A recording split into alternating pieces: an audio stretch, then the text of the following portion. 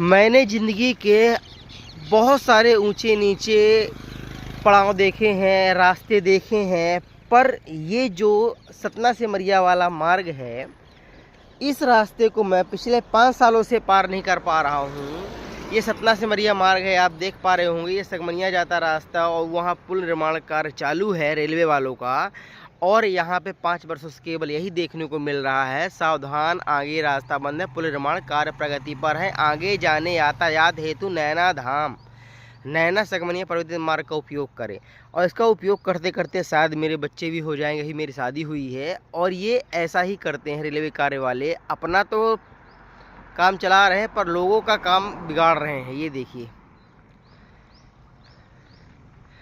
कृपया कर इस मैसेज को इतना फैलाएं कि ये पुल निर्माण जल्दी हो जाए और आने जाने की व्यवस्था बन जाए। धन्यवाद दोस्तों, एक बार फिर से देख लीजिए।